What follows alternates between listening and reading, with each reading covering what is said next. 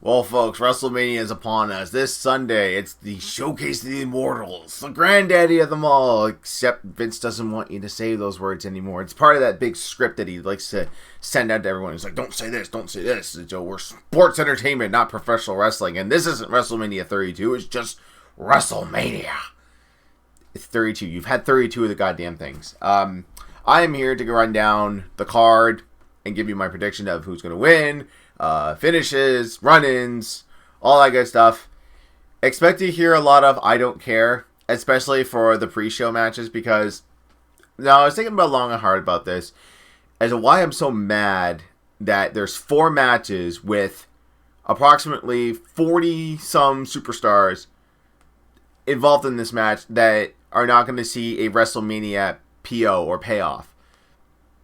And then it dawned on me is that it doesn't really matter because the WrestleMania payoff is not that big. I remember, maybe it's for certain people. Maybe if you're in the main event, you get something else. No one's really gone over those numbers before.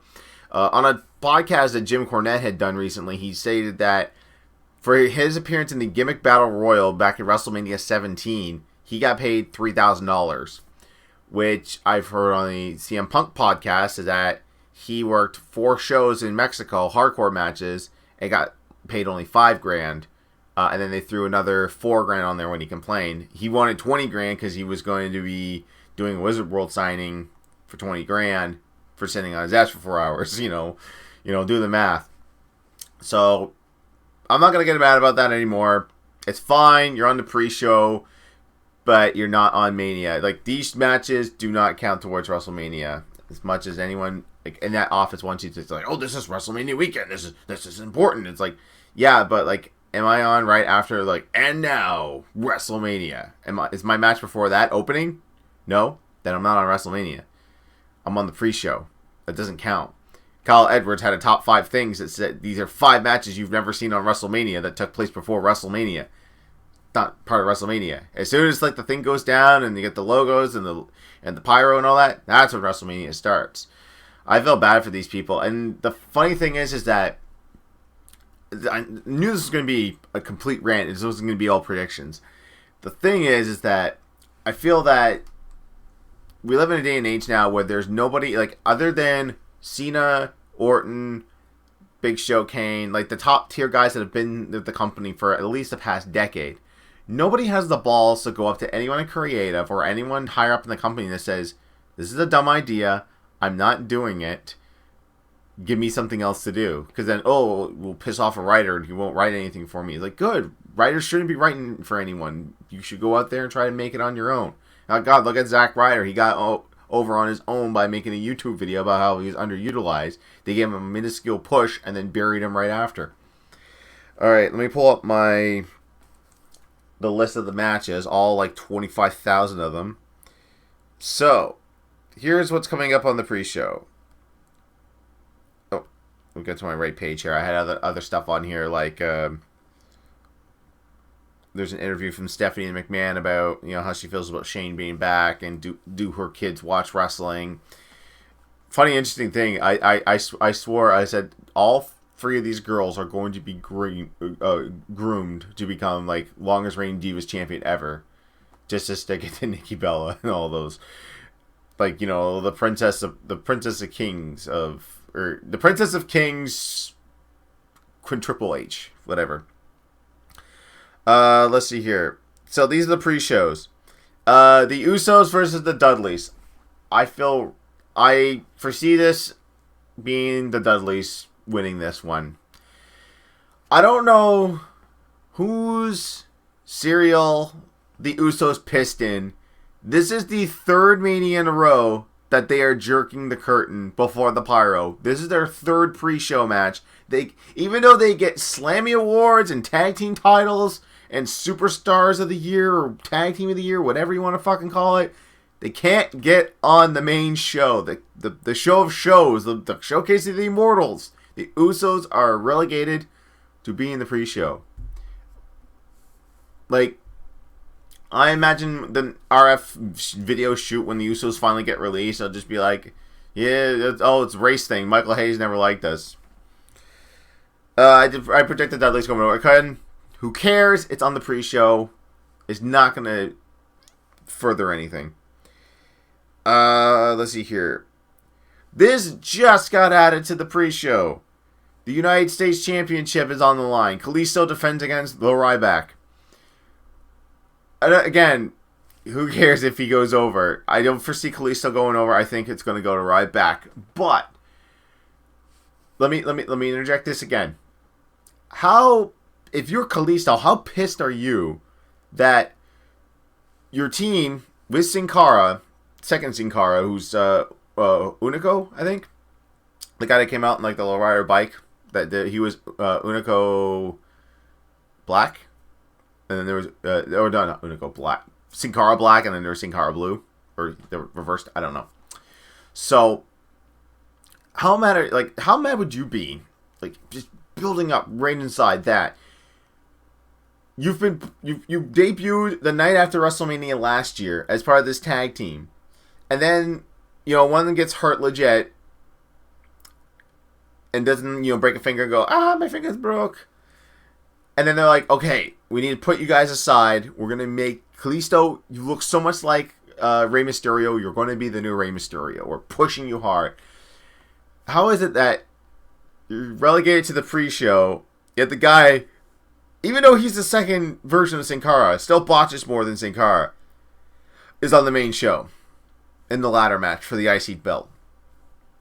I would be mad. Like, if I were any of these people in the pre-show, I'd just be like, why doesn't anyone be like CM Punk and bring up this stuff and just be like, where's my Mania pay? Where's this pay?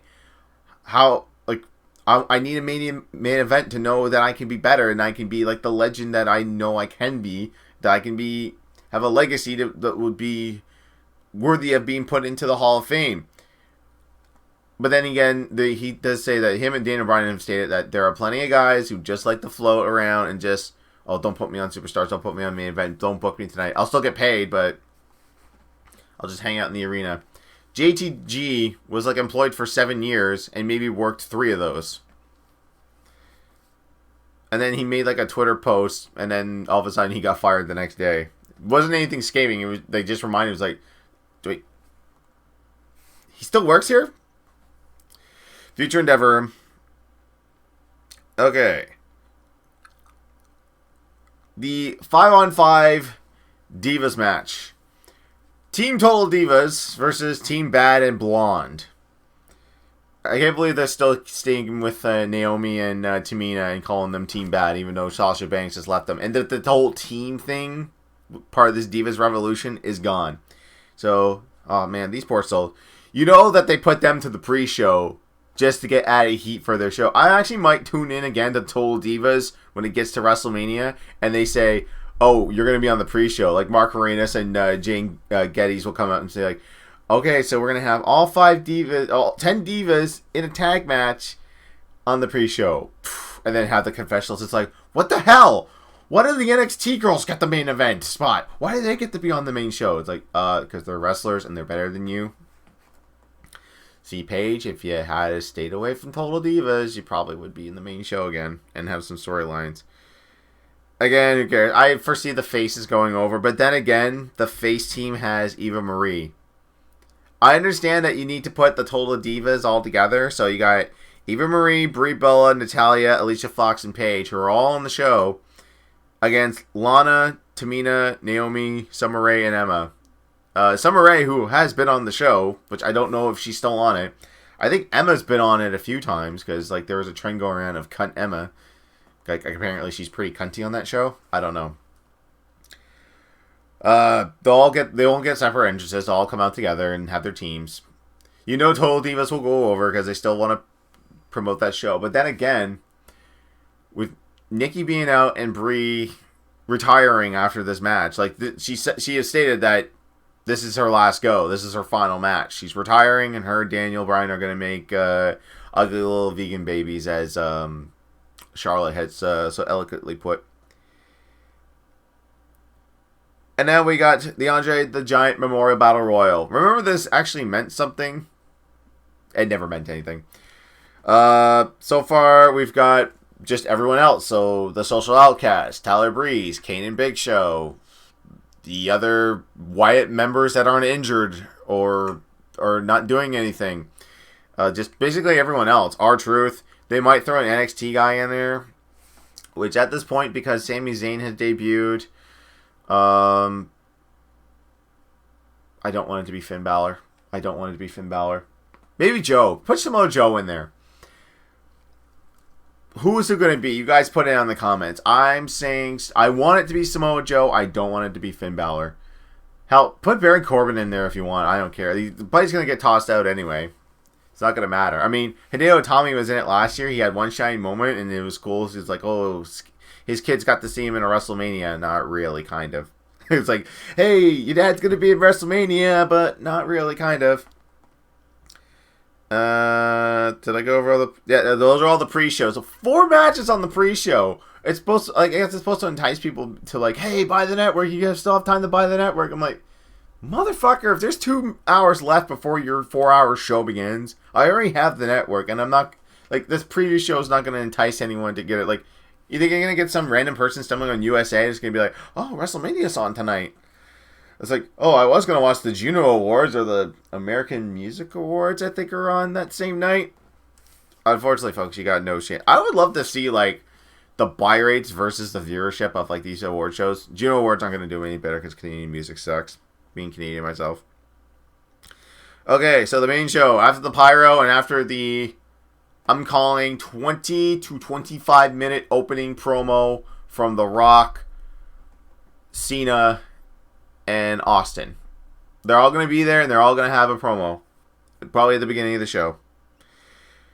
If not, it's going to open with the ladder match. 7-man ladder match. Kevin Owens, the champion, versus The Miz, who everyone thought was going to be injured, but actually just sold really well to an ankle lock from Jack Swagger at a house show.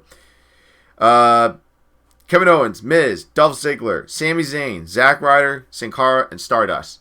And you know Zack Ryder's spot, he wouldn't have gotten it if Neville didn't get hurt. Neville was supposed to be in this match. I know it. No way Kevin Owens goes over on this one. It is going to probably go to Sami Zayn. Fresh out of the gate. This will give them something to feud over. I imagine this summer will be the summer of Zayn and Owens. Like, this will go until SummerSlam. Hopefully. Trade the IC title back and forth, you know, get your last man standing matches in, get some hardcore matches in, you know, bring up each other's families, you know, the long history you guys had in NXT. No, we can't really count the Indies because El Generico has gone to Mexico. He's not Sami Zayn. So I imagine Sami Zayn will get that for that feel-good moment. Because I can't see who will see Sin Cara as Intercontinental Champion. Not Stardust. Definitely not Ziggler. Definitely not Miz. Oh yeah, and there's a commentary thing where it's like, oh, this match will defy these competitors' careers. And someone had to point out that The Miz and Dolph Ziggler had been former world champions. The Miz main evented a WrestleMania. Dolph Ziggler cashed in Alberto Del Rio the night after Mania. I don't think the IC title will define their careers. Besides, Ziggler's had it a million times. Miz has had it a million times. Actually, the only person I think that's been in here that hasn't been Intercontinental Champion has been Zack Ryder, Sin Cara, and Sami Zayn. 3 out of the 7 competitors have not been Intercontinental Champion. You could argue Stardust, but come on, Cody Rhodes has been Intercontinental Champion. Cody Rhodes brought that IC belt back. That wicked awesome white classic IC belt. Let's see here. A handicap match. The New Day versus League of Nations. I think it's going to be 3-on-4. It does not state on here if this is for the tag belts, but I imagine they'll pull the Freebird rule and make it that. Seeing as how New Day is going to be inducting the Freebirds into the Hall of Fame. That's going to be interesting to watch. I can't wait to see that. Fortunately, I'm going to be at work when that happens. Hopefully, my coworkers won't mind me putting the network on the TV for the next weekend there for those shows. With Barrett on his way out, with Del Rio being disgruntled,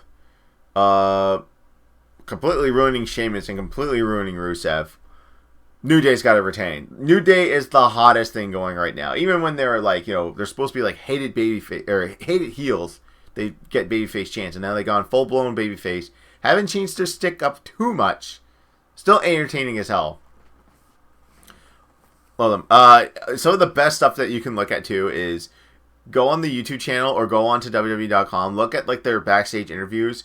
There's one where they had lost. I can't remember to who, but for some reason, like they go into an empty room. Xavier Woods is inside a Mountain Dew cooler, like a fridge cooler, stuff that you would see at like bars and at grocery stores to get your. Kofi's just going like, JoJo, I'm really upset right now. I don't want to take it out on you, but I need to get into the positivity box. And then Big E's got like a big push broom, and he's just sweeping. He's just like, yeah, I gotta get this done. The funniest shit you'll ever see. Let's see here. But yeah, New Day retains. Calling it right now. Chris Jericho versus the phenomenal one, AJ Styles. We're seeing a TNA alum at WrestleMania in an actual marquee match. I know Monty Brown, aka Marcus Corvon, had a match with like the ECW, the New Blood or the New Breed versus the Originals. Doesn't really count. I mean, if you look back at the long history of WWE bringing in TNA guys, they've pretty much ruined everyone they brought in. Frankie Kazarian, Lance Archer is his name in WWE. I can't remember who he was in TNA. He's the long guy with the blonde hair. He has the tramp stamp. So they got him long tights in WWE to hide the tramp stamp. Marcus Corvon, Monty Brown, they ruined him. Shoot, I can't think of anyone else from TNA they hired that they just flat out completely ruined. I mean, if you want to argue semantics, I mean, the only guy that they ever pushed that from TNA was CM Punk, but he was with Ring of Honor. He was with TNA for a while. He went to Ring of Honor, then they signed him from Ring of Honor. I mean, we got Samoa Joe right now in NXT who's killing it. They just brought AJ Styles directly in, and Austin Aries, which I don't know if he's had a match yet. I think they're saving it for this Friday for NXT TakeOver Dallas. So we'll have to wait and see that. But yeah, I mean, TNA guy, and he's wrestling Chris Jericho. Now, I would be okay with this if this was their first time meeting, but this is going to be their fourth match, because they had the match on Raw, they had the rematch on SmackDown, then they had it at the pay-per-view where AJ got all the wins there. So they have to give it to AJ on this one. If it goes to Jericho, like, it makes no sense. But then again, the last time we saw Jericho try to put someone over at Mania, they buried him quickly because they're like, well, we don't want this kind of reaction. And we don't want people going like this and singing his theme song. Oh, fuck that, Although, I was watching a video by the Whole Effing Show podcast. Pretty vulgar guys that they do like top lists and all that. And they said that they had one that's like, who's the most underutilized talent in WWE right now? And they said Johnny Curtis as Fandango, but they said they should bring him back as Johnny Curtis. They showed their NXT Redemptions, their backstage stuff was, I don't even know who this girl is. Like, I've never seen this diva before. Maybe she didn't make it, but she played off of Johnny Curtis, like, pretty good. Like, they actually had some good promos. So, does that Fandango go away and then come back as Johnny Curtis? So yeah, like I said, it's going to go to AJ. We got all that down. Okay, the triple threat match for the WWE Divas Championship. Charlotte defends against Sasha Banks and Becky Lynch. I would mark so much out if they just announced it that, no, this is going to be a fatal four-way, and then Bayley's music hits and she comes out. And we have ourselves, like, freaking 4 horsewomen. Because that would be my dream. My dream booking is to just throw Bayley in there. And then at the end, turn Charlotte face again. Because she's, like, so emotional. She's just, like have everyone, like, if the crowd does a standing ovation, have everyone come in and just be like, we did this. We changed the audience's perception of women's wrestling in the mainstream now. Like, we did it in NXT, we did it here at WWE, so let's do this. All crying, all holding up the Horsemen, and then Flair could just come in and keep just going, woo! Woo! I think it would be very perfect if we could have a 4-horsewoman stable in WWE, and Ric Flair be the J.J. Dillon of the group. So he'd be the manager who comes out with everyone. Don't think that'll happen, though. That's my fantasy booking, and that's the right booking, but that's why they have a group of Hollywood writers writing their shit and, people that understand the product. They have built it so much that Sasha Banks is going over on this one. I'm fine with any of these 3 women winning because none of the Total Divas are involved. And Brie Bella is out the door. Let's get a whole new breed of actual women's wrestling in there. Because I was talking over with the wife there. I read a report that former WWE diva Eve Torres is going to be playing Maxima in the Supergirl show. Maximo is a DC superhero. I don't know a whole lot about. I did reread Death of Superman for preparation of Batman v Superman: Dawn of Justice, and she had some fight scenes there with Booster Gold and Guardian. Yeah, tried to hold her old against Doomsday, but ultimately failed. And then I was just like, I yelled it out, and she's like, "Who's that?" And I said, "She's from that era of divas that were all models that were taught to wrestle after the fact, and they sucked." Like Kelly and to an extent Alicia Fox. I mean, Alicia Fox has gotten a lot better, but she's still, she's from that mindset of, we're just models that we're trained to wrestle. So, yeah, that's why I'm loving this, that they're going to push these girls out the door. If Bayley doesn't show up at Mania, she's showing up the night after on Raw because she is going to fight Asuka for the Women's Championship. Asuka's going to go over. Asuka's going to stay champion for a while until she gets called up because we do need some international flavor in the Divas division because who do we have besides Lana, who is of any other nationality other than America? Take it off the top of my head. Well, Natalia is Canadian, but there's that. But, we don't have any Japanese wrestlers on the main roster right now. Like Hideo Itami's hurt. They're bringing in that guy that's still part of the Bullet Club, and I have no idea what the Bullet Club is. I will be completely ignorant. I do not know what the Bullet Club is. It's like a Japan thing. I don't watch Japan wrestling. I know it's like a stable, but I don't get the premise of it. Like, you talk League of Nations, you're like, yeah, they're a league of guys that are not from America. They're all over the place, right? Bullet Club is just, just a bunch of guys, and we have a t-shirt. And then everyone's making, like, their own versions of it. Light bulb, you screw attack G1s that are watching this. Get on Rooster Teeth store. Let's make a G1 club. A G1 Nation club. Like something like Bullet Club one, but then again, Hate Craig Hate didn't sell all that well, according to him. I would have bought it. But yeah, like it's gonna be I'm sure it's gonna be Sasha because Snoop Dogg's going into the Hall of Fame. She's inducting him, and she's got this big elaborate entrance plan. So I think it's gonna go to Sasha. After like all the chance of we want Sasha during the Divas Revolution, and they didn't give us Sasha, they're gonna give us Sasha now. 3 matches left. The no holds barred street fight. Brock Lesnar versus Dean Ambrose. It's going to Lesnar. There's no way. I mean, Ambrose is going to get some cool spots in. Lesnar's going to take him to Suplex City. It's going to Brock, and then Brock's going to go away for a while. Then again, let's go. The old CM Punk argument. It's like, okay, who am I wrestling? It's like, oh, you're going to be wrestling Brock. It's like, okay, who's going to be here on Monday? Well, you are. Not Brock? No. Then when do I get my revenge? He's not going to be back in the Royal Rumble, and then he's going to wrestle someone else. It's like, oh, yeah, great. That's just great. I mean, if Dean goes over, cool. It's going to go to Brock. Now, here's the flippy floppy here. I've been hearing a lot of people saying that Roman and Triple H will not be the final match. Because if the Hell in a Cell match between Shane and Undertaker is for control of WWE, which Shane has always flubbed and said, I want control of Monday Night Raw.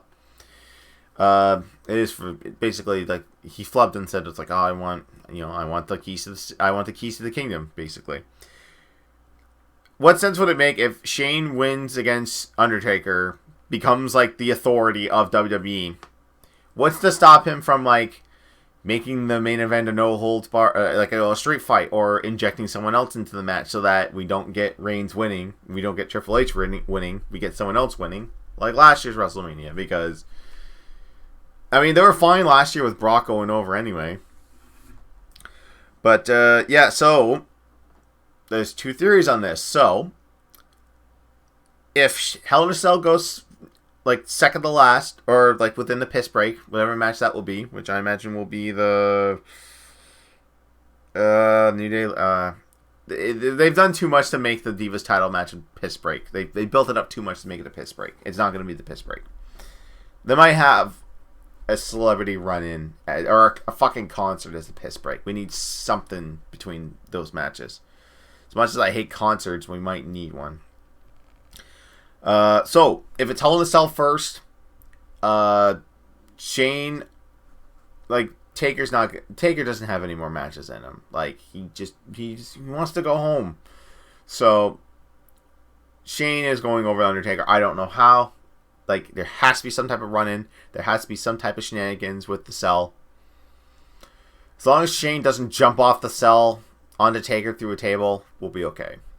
And he's gonna jump off of something high onto like cardboard boxes or styrofoam or whatever they use to cushion their falls. So I don't foresee Taker. Like this has been so shoehorned in. Why would you bring Shane back for 5 weeks only to have him lose and then to go away and then still have Triple H and Stephanie in power? So if it is a Hell in a Cell first, I imagine that they'll do something to make sure that there's some type of shenanigans in the main event. So either Roman goes over, Triple H goes over, some type of shenanigans. Who knows? Maybe it's a bait and switch. Maybe Shane turns heel at the end, keeps Triple H on the payroll, keeps all of them on the payroll. But then again, we need some new blood as far as an authority figure storyline, because they pulled the trigger on it a couple years ago, but then they backed off and they're like, no, we need them on here. So if it is Triple H and Roman Reigns first, it's going to be Roman, because to have the last shot of your Mania be of a guy that 90% of the audience in that arena does not want as their champion anymore. They don't want Roman. To have that lasting impression of getting booed out of the fucking building and pyro going off while the boos are going off, it's going to hurt their product. So, Triple H versus Reigns won't be last. If Shane's going over on Taker, this is going to be the final match. This is going to be the main event, because they want Undertaker to go out like as the closer. They want him to go out like it's like he's done. He's going to ride off into the sunset or into the darkness or whatnot. We'll have that happen. But yeah, like it's gonna be like that. So if Shane's gonna go over, they're gonna put the match on first, or they're gonna put that match on last, so that the lasting impression is Shane wins. He's in control of the company. Like there'll be shenanigans, and that way too, it'll give Triple H time to rest in and then try to interfere, and try to pedigree Shane, have Taker dead flop over 1-2, and then Shane comes back to life maybe. It's got to be some type of run-in on one of these two matches. So whichever match goes first, the other one will have a run-in from one of those participants to further to start that new set of storylines that will ring in the new year of WWE. Because I always say WrestleMania is the New Year's Eve of pro wrestling, because this is where everything kind of comes to a head, and then we look to the following year. But then again, as I've said, that this Mania has been the most poorly booked Mania. It's been booked within the last 4 or 5 weeks, and they keep changing the card. I know that will promote things that card subject to change, but this is WrestleMania. You should have this thing planned 6 months in advance. And I know a bunch of people got injured, and you can't do what you had planned, but there's been injuries that have been months ago, like Rollins and Cena. You could have rewritten everything to accommodate that, but what are you going to do other than what I've been doing, complaining? Those are my predictions. We'll see how right I am. I will have a review next week after the show is done and after I've sobered up, because I'm going to be really drunk. Don't expect any tweets from me during the show, because, again, it is a 6-hour-long show. I'm going to be chatting with my buddies. Well, we're going to be watching it. We're going to be eating some food. We're going to be having some drinks. We're going to have our own good time while shitting on this, which is, I imagine, what people have been doing with Batman v Superman this last week.